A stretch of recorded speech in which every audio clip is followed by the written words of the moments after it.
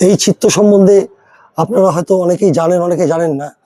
যখন রাবণ যুদ্ধে পরাজিত হয় রামের কাছে, তখন রাবণেরই ভাই অহিরাবণ তখন রামচন্দ্রকে আর লক্ষ্মণকে পাতালে নিয়ে যায় মা চণ্ডীর সামনে বলি দেওয়ার জন্য।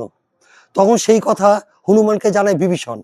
তখনই হনুমান মাছি রূপে খুব ছোট হয়ে পাতালে প্রবেশ করে এবং পাতালে প্রবেশ করে গিয়ে দেখেন প্রভু রামচন্দ্রকে এবং লক্ষ্মণকে বাধা অবস্থায় রেখে দিয়েছে অহিরাবণ। এবং অহিরাবণ তখন হনুমান তার নিজের রূপ প্রকট করে, হনুমানকে দেখে অহিরাবণ হা হা করে হাসতে থাকে, বলছে তুমি আমাকে কি তুমি এখান থেকে নিয়ে যেতে এসেছো? রাম আর লক্ষ্মণকে জীবনে পারবে না, নিতে গেলে আমাকে বধ করে নিতে পারবে, কিন্তু আমাকে বধ করবে কি করে? তখন দেখায় স্বগর্বে এবং অহংকারে দেখায়, দেখো ওই যে 4টি মশাল জ্বলছে পরপর পরপর করে, ওই 5টি মশাল জ্বলছে, ওই 5টি মশালকে যে এক ফুয়ে যে পুরো নিভাতে পারবে সেই আমাকে বধ করতে পারবে।